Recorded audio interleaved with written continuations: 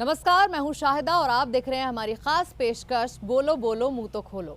जी हाँ, हम आपसे ये कहना चाहते हैं कि बोलना बहुत ज़रूरी है, मुंह खोलना बहुत ज़रूरी है और तब जबकि आज़ादी का दिन हो। जी हाँ, सबसे पहले बंसल न्यूज़ की तरफ से आप सभी को आज़ादी की ढेरों शुभकामनाएं, स्वतंत्रता दिवस की ढेरों शुभकामनाएं। और इन्हीं शब्दों के साथ आज का हमारा ये प्रोग्राम हम आपके सामने लेकर आए हैं। दोस्तों, हम ये जानना चाहते हैं कि वाकई में आज़ादी के क्या मायने हैं। क्या आज़ादी उन लफ्ज़ों के साथ हमें मिली, उस तरीके से हमें मिली जैसे मिलनी चाहिए थी? अगर हाँ तो फिर कैसे, और अगर ना तो फिर क्यों? और इन्हीं सवालों के साथ हम लेकर हाजिर हैं अपने नौजवानों को जो इस वक्त हमारे साथ मौजूद हैं। और ये नौजवान जो कि देश का एक बड़ा हिस्सा है, बल्कि हम कहेंगे कि हिंदुस्तान के अंदर जो युवा वर्ग है पूरी दुनिया का सबसे बड़ा युवा वर्ग माना जाता है। और इनके विचार जानना बहुत ज़रूरी है। आज़ादी के आखिर मायने क्या हैं? और इन्हीं के साथ ही हमारे साथ जो यहाँ पर नौजवान मौजूद हैं, उनमें कुछ वर्किंग क्लास से भी हैं तो कुछ स्टूडेंट भी हैं। उनका हम तारुफ आपसे करवा देते हैं। हमारे साथ शिवानी तिवारी जी हैं, हमारे साथ प्राची वर्मा हैं जो कि वर्किंग हैं, और सिद्धार्थ जैन हैं, स्टूडेंट हैं, और अंकित झा हैं, वो भी स्टूडेंट हैं, मितिका जैन वर्किंग हैं, और स्तुति शर्मा वो भी स्टूडेंट हैं। और इन्हीं के साथ आज हम ये अपना गुफ्तगू करने जा रहे हैं। तो सबसे पहले हम जानना चाहेंगे शिवानी तिवारी आपसे, आप क्या समझती हैं शिवानी, जब आप वर्किंग वुमेन हैं और अगर महिलाओं की हम सुरक्षा का मुद्दा अगर लेके चलें तो यहाँ आप कितना खुद को आज़ाद पाती हैं? हालांकि इसको लेकर एक हम कहेंगे कि एक दशक से जो है एक बात चली जा रही है, चर्चा चलती चली जा रही है, लेकिन हल कुछ नहीं निकला। आप क्या समझती हैं, आज कहाँ पाती हैं आप अपने आप को? अगर मैं एज अ वुमेन मैं अगर आज खुद को देखती हूँ तो मैं कुछ आपसे बोलना चाहूँगी कि इस कदर चिपटी है जंजीरें गुलामी की कि आज़ादी का दिन तो आता है, आज़ादी नहीं आती। तो इस बात को रख के जिसमें बहुत बड़ा मीनिंग मुझे लगता है कि आज मैं आज़ाद हैं, हम सब आज़ाद हैं। हम सोचते हैं कि हाँ, हमारे फ्रीडम फाइटर्स ने हमारे लिए इतनी मेहनत करी, उन्होंने खून बहाया, उन्होंने इतना बलिदान दिया, हम सबको आज़ाद कराया। बट आज अगर मैं देखती हूँ एज अ वुमेन, खुद को अगर मैं महिला के रूप में अगर मैं खुद को देखती हूँ और मैं बाकी महिलाओं को देखती हूँ तो मुझे महिलाएं इतना परचम लहरा रही हैं पूरे देश, पूरी जगह जगह, even if we see Olympics, ये सबसे बड़ा प्रमाण है। तो बट तब भी मुझे ऐसा लगता है कि हम कहीं ना कहीं पीछे क्यों रह रहे हैं। हम महिलाओं की आज़ादी के मामले में कहीं ना कहीं हम बाकी देशों की तुलना में भारत पीछे क्यों रह जा रहा है। आपका दिल दहलता नहीं है जब कोई लड़की को कोई परेशानी होती है या उसके साथ कुछ भी गलत होता है? तो मुझे वही लगता है कि आज हम इतना 75th ईयर हम मनाएंगे अपना इंडिपेंडेंस का, but still I am not, I would say कि we are a bit satisfied but not completely contented. जी, ये तो इनका नज़रिया है जो हमने सुना, लेकिन हमारे साथ यहाँ पर दो जो हैं युवा भी मौजूद हैं और युवतियाँ भी हैं। लेकिन पहले हम इन युवा से भी जानना चाहेंगे कि शिवानी ने जो कहा, इस आज़ादी के नज़रिए से वो कहाँ खुद को पाते हैं। आपसे मैं जानना चाहूँगी, आप अंकित, आप मुझे ये बताइए, आप ये बताइए अंकित, जिस तरह से अभी जो शिवानी ने कहा और इसको लेकर आप क्या कहना चाहेंगे कि अब वो सही हैं? क्या आज़ादी उनको देने में मर्दों की भागीदारी भी होना सबसे ज़्यादा अहम है? क्योंकि वो जो पूरा एक हम कहेंगे केस है वो सब मर्दों से ही निकल कर आता है, वहाँ उनके बीच में वो सुरक्षित नहीं खुद को पाती हैं। आप क्या कहेंगे इस बारे में? जी मैम, बिल्कुल सही कहा शिवानी जी ने। जिस तरीके से हम अगर अपनी घर की औरतों को, हमारी घर की बहनों को अगर उन्हें एम्पावर नहीं करेंगे, उन्हें शक्ति नहीं देंगे, उन्हें फ्रीडम नहीं देंगे, तब तक हम वो चेंज कैसे सोसाइटी में देख पाएंगे। मेरे पेरेंट्स और मैंने खुद भी ऐसा देखा है कि मेरे घर में भी स्त्रियों को बहुत सम्मान दिया जाता है। उन्हें स्पोर्ट्स करने की, उन्हें आगे पढ़ने की बहुत अपॉर्चुनिटीज़ दी जाती है। जी। अगर हम जो चेंज सोसाइटी में देखना चाहते हैं, हम अगर वो चेंज अपने घर में देखें तो स्त्रियों का सम्मान, स्त्रियों का एक सोसाइटी में ऊंचा दर्जा जो हमेशा से था वो और ऊंचा होगा। अच्छा, ये तो आपका मानना हुआ, लेकिन सवाल यहाँ पर यह भी खड़ा होता है कि जब हम बात रखने जाते हैं अभिव्यक्ति की हम अगर आज़ादी की बात करें वहीं दबा दिया जाता है। सोशल मीडिया इतना बड़ा प्लेटफॉर्म है, आप वहाँ नहीं बोल सकते हैं खुल के, बोलते भी हैं तो भी बात दबा दी जाती है। लेकिन मैं यहाँ पर यह भी कहूँगी कि सोशल मीडिया ही वो प्लेटफॉर्म है जब अपनी बात को आप आगे पहुँचा पाते हैं। आप क्या कहना चाहेंगे, आप बताइए। सोशल मीडिया के बारे में ऐसा है कि social media right to speech जो है उसका बहुत अच्छा एग्जाम्पल है, क्योंकि हम बिना सोचे समझे कई लोग बहुत कुछ बोल जाते हैं। कुछ लोग अपने अच्छे मैसेजेस भी दूसरों तक पहुंचाते हैं। तो हम सोशल मीडिया के थ्रू अपना टैलेंट या अपनी बात रख सकते हैं, लेकिन हमें चुप कराने वाले भी बहुत होते हैं वहाँ पे, क्योंकि वो जैसे कमेंट सेक्शन में ही देख लें या हमें डायरेक्टली भी वो उस तरीके से हार्म कर सकते हैं सेंसिटिव कंटेंट अपलोड करके। तो मेरा ये कहना है कि सबसे पहले तो कि आपको अपने इरादे मजबूत रखने हैं, क्योंकि अगर आपको, जैसे महात्मा गांधी ने कहा था, be the change you wish to see in the world. अगर आप चाहते हैं कि आपके साथ कुछ सही हो, अगर आप चाहते हैं आगे बढ़ना, if you really want to do it, तो आपको थोड़ी मेहनत तो करनी पड़ेगी। प्रॉब्लम आएंगी, कठिनाइयाँ आएंगी, लेकिन आपका डिटर्मिनेशन डगमगाना नहीं चाहिए। जी सिद्धार्थ, आपसे हम जानना चाहेंगे, आप किन लफ्ज़ों में बताएंगे कि आप किन चीज़ों से आज़ादी चाहते हैं? मैं सबसे पहले तो जो हेट्रेड इस देश में है हम सभी के आसपास, उससे आज़ादी चाहता हूँ, क्योंकि हिंदुस्तान एक ऐसा देश है जो बिना रिश्तों के भी, बिना खून के रिश्तों के भी जिम्मेदारियों के साथ, प्यार के साथ, मोहब्बत के साथ रहता आया है। तो वो मोहब्बत कम नहीं होनी चाहिए। तो मैं चाहता हूँ ये हेट्रेड कि अगर कहीं दिल्ली में या कहीं किसी और शहर में कुछ होता है, उसकी वजह से हम बगल में बैठे हुए शख्स को बुरी नियत से देखें, ये बात मुझे ठीक नहीं ना लगती। करें, शक ना करें उस पर। बिल्कुल, जी जी एग्जैक्टली। तो तो मुझे ये तो नकारात्मकता से भी आज़ादी चाहिए हमें, नेगेटिविटी कि हमारा देश एक एग्जाम्पल है रिलीजियस यूनिटी के बिल्कुल, मामले बिल्कुल। में। पूरी दुनिया में कहीं ऐसा देश नहीं जहाँ पे इतने सारी शानदार वैरायटी, विरासत रही है, इतने ट्रेडिशंस, इतने सारे कल्चर्स एक साथ एग्जिस्ट करते हैं। That is the most beautiful fact of India, most beautiful thing about India, and we must preserve it. And वो हम सबकी जिम्मेदारी जो युवा हैं कि अगर हम बाई चांस कुछ वायलेंट देख भी रहे हैं किसी एक मज़हब के अगेंस्ट, किसी एक इंसान के अगेंस्ट, किसी एक सोच के अगेंस्ट, तो हम उसको वहाँ कंडेम करें और हम ये बताएं कि अगर यहाँ पे कुछ होता है दुर्घटना तो हम दूसरों को हेल्प करेंगे। आप स्टूडेंट हैं, मैं आपसे ये जानना चाहती हूँ कि एज अ स्टूडेंट जब आप अपने आप को अपने संस्थान में देखते हैं तो आपके साथ बाकी जो मज़हब के लोग हैं वो भी होंगे, आपके जो होंगे क्लासमेट होंगे, तो क्या कभी उनके साथ जब ऐसा हुआ तो क्या आपने रोकने की कोशिश की? आप क्या कहेंगे? बिल्कुल मैम, करिए। हमने ये देखा है, हम सब, सबसे अच्छी एक तो बात मैम ये है कि हम सब मिलजुल के रहते हैं, हर एक त्यौहार पे मिलना, दूसरों की खुशियों का ख्याल कम्युनल करना, हार्मनी पूरा। एग्जैक्टली। तो हम सब एक दूसरे के जब भी मुश्किल वक्त रहते हैं तब साथ रहे। अभी हमने कोरोना काल था, बहुत लोगों के घर में दिक्कतें थी, तो हमने ये किसी की मदद करने से पहले ये नहीं देखा कि वो कौन से मज़हब का है। जब भी बातें होती हैं, डिस्कशन होते हैं, ब्रेनस्टॉर्मिंग होती है, तो हम डिफरेंसेस पे बात करते हैं और उस पर एक कहीं से हेट्रेड नहीं लाते हैं।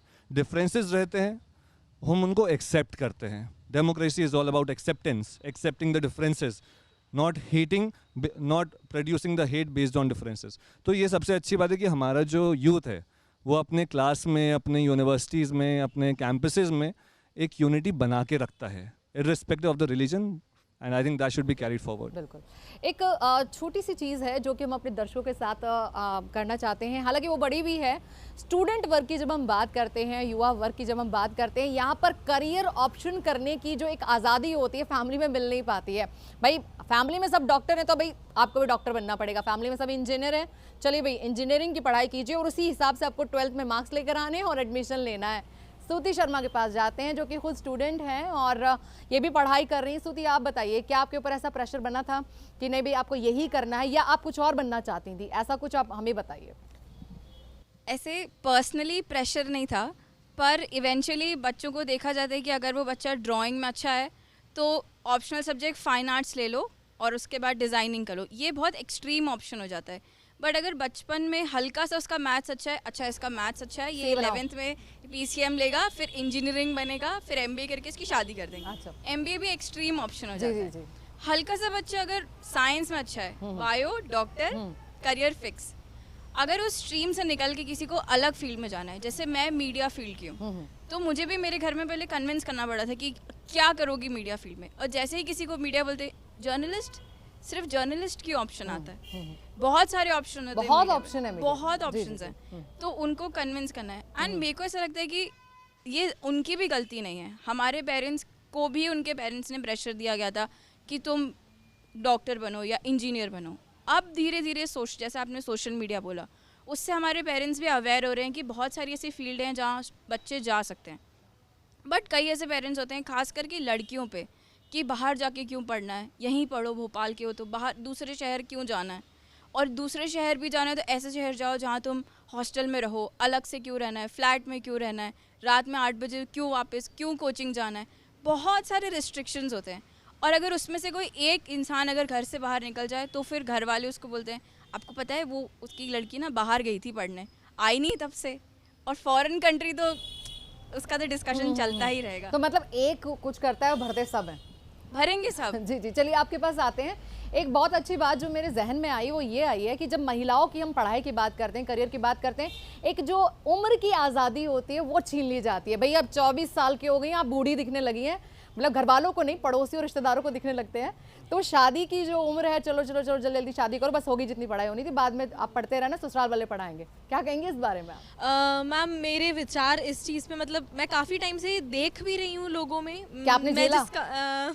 मैंने तो आज तक ये फेस नहीं किया, पर मैं जिस कम्युनिटी से बिलोंग करती जी, हूँ जी, जी। उस कम्युनिटी में बचपन से ही देखा 10th के बाद से या फिर 18 साल की लड़की जहाँ उसका पीक टाइम है कि उसको करियर चुनना है, तो पेरेंट्स का कहना ये होता है कि देखो करियर ऐसा चुनो कि 6-7 साल, कुछ करियर ऐसे होते हैं जिसमें 7 years लग रहे हैं, नहीं इतना ज़्यादा टाइम मत लो, तुम्हें पता है हमें तुम्हारी शादी करनी है तो मेक इट 3 years 2 years तो यहाँ ग्रेजुएशन पर कर लो। महिलाओं को आज़ादी अगर पुरुषों के हम अगर कंपैरिजन में देखें नहीं मिल पाती है। नहीं मिल पाती। अगर पुरुष 35 साल की उम्र में या 30 साल की उम्र में शादी कर ले, लड़कियों की ये आज़ादी 24-25 तक छीन ली जाती है। एक वर्ड मैंने बहुत बार सुना है जी, जी, मेरे जी। रिलेटिव में कि सही उम्र ना शादी की 25 साल होती है, क्योंकि उसके बाद चाम चला जाता है।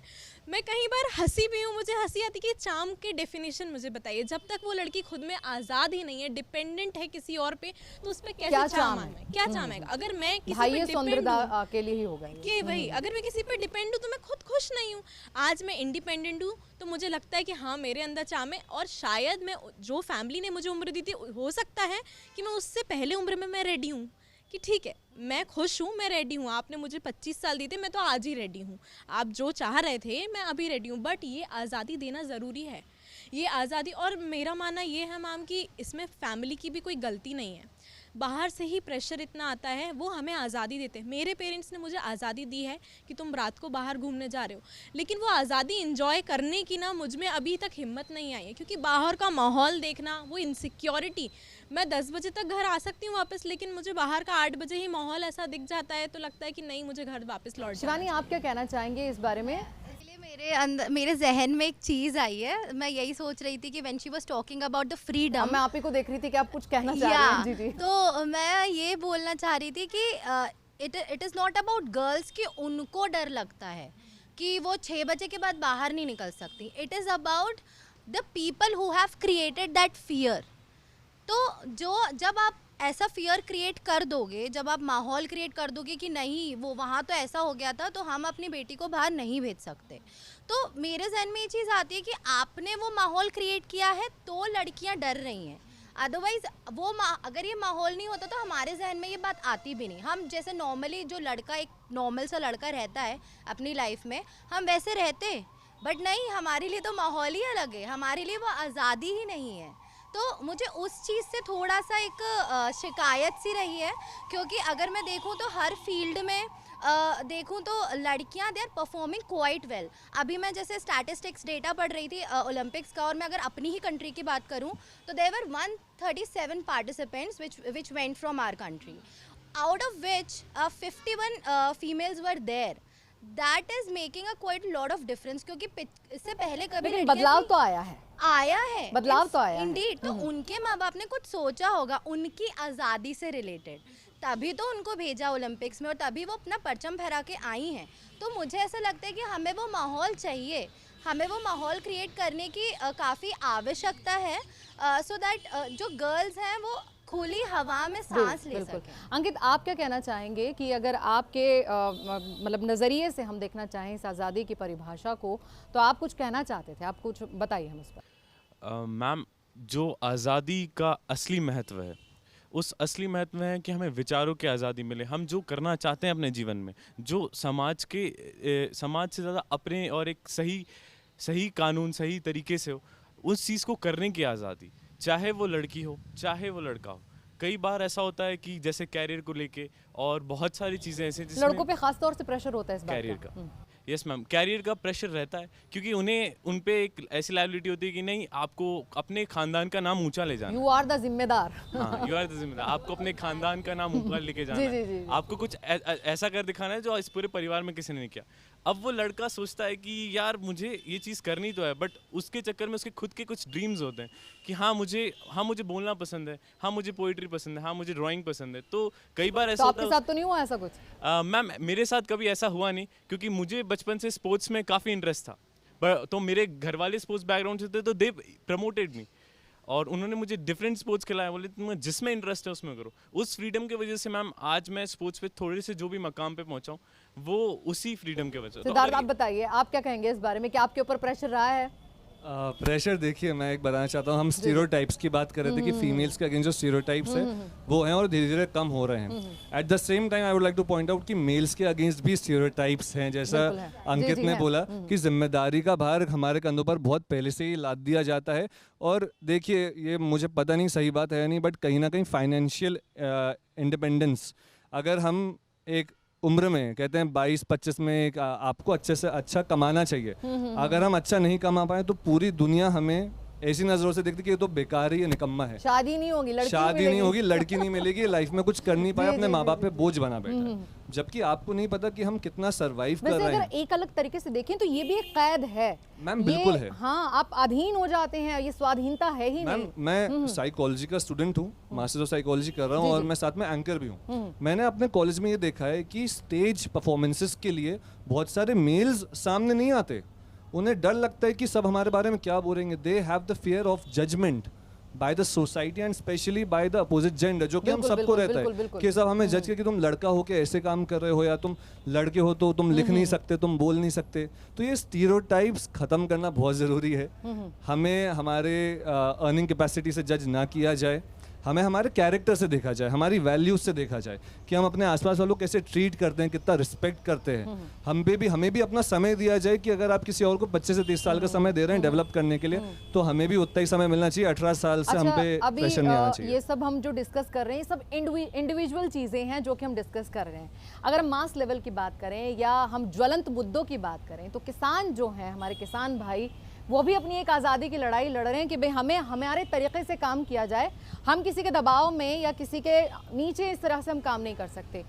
इस आज़ादी को आप किन मायनों में देखते हैं? मैं 2-2 मिनट सबसे लेना चाहूँगी, आपसे स्टार्ट करते हैं। मैम, जो भी लोग अपने लाइफ के लिए फ्रीडम चाहते हैं, पर्सनली फ्रीडम चाहते हैं या अपने ऑक्यूपेशन के लिए फ्रीडम चाहते हैं, तो मैम उस चीज़ में एक्चुअली मेरे हिसाब से ये है कि एक माहौल बन गया है और हम उस पूरे सेटअप में ना चल रहे हैं, बस हम चेंज नहीं कर रहे हैं। उस जैसे स्टेरियोटाइप कहें या कुछ भी कहें, हमारा एक रूटीन है, हम सबका एक रूटीन है, जी, जी। हम उसका हिस्सा हैं, हम उससे हटना ही नहीं चाह रहे हैं और शायद से हम विदाउट एनी रीज़न वो चलता आ रहा है तो हम उसे फॉलो किए जा रहे हैं। तो मैं ये कहना चाहूँगी कि हमें सिर्फ पर्सनल फ्रीडम के बारे में नहीं सोचना चाहिए, क्योंकि हम अपने फ्रीडम के लिए तो लड़ लेंगे, लेकिन हम ये नहीं सोचते कि हमारे एक्शंस दूसरों के chain है, basically सब जुड़े हुए हैं। कनेक्टेड है, वी आर इंटरकनेक्टेड, तो उनको भी अफेक्ट करेंगे। तो हमारे छोटे छोटे कुछ ऐसे एक्शंस हो सकते हैं जिनसे हम दूसरों को भी फ्रीडम अचीव करवाने में हेल्प कर सकते जी, हैं। आप क्या कहेंगे? हम पर्सनली लड़ रहे हैं हमारी फ्रीडम के लिए, वो एक कम्युनिटी के लिए लड़ रहे हैं।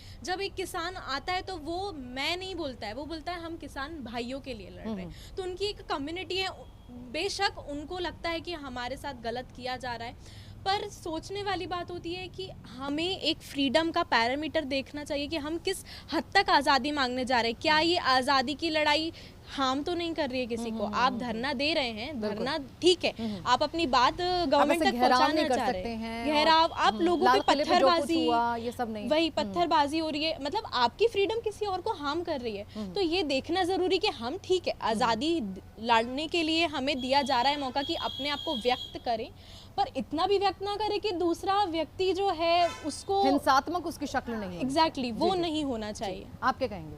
क्वेश्चन यहाँ पे ये आता है कि भारत को इंडिपेंडेंस मिल गई, India is an independent country, but क्या इंडियन सिटीजन्स इंडिपेंडेंट है कि नहीं, वो क्वेश्चन अभी भी है। जैसे कि आपने किसानों के बारे में पूछा, तो जब हम अंग्रेज़ों के अंडर थे तो अंग्रेज़ों ने कुछ रूल बनाए, वो रूल हमें फॉलो करने पड़ते थे। हमें उनसे छुटकारा मिला तो हम कास्ट सिस्टम के अंडर आ गए।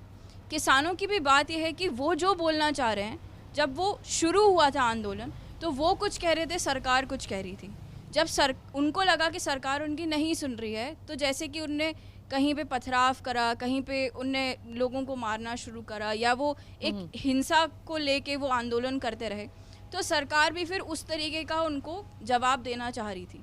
बट ये देखा जा सकता है कि जब उनका आंदोलन है तो क्या उनके आंदोलन से और लोगों को क्या फ़र्क पड़ रहा है। जो नॉर्मल सिटीजन्स हैं, जैसे कि उनने आंदोलन करा तो हाईवे ब्लॉक हो गया, कई लोगों को इधर से उधर जब जाना था तो वो जा नहीं पा रहे थे। कोरोना काल था, कोई उसके रिस्ट्रिक्शंस फॉलो नहीं कर रहा था, उससे और बेसिकली होता क्या है, होता यही है कि जब हम अपनी बात रखने की कोशिश करते हैं आज के वक्त में, और सन 1947 की अगर हम बात करें, बहुत फ़र्क आ गया है।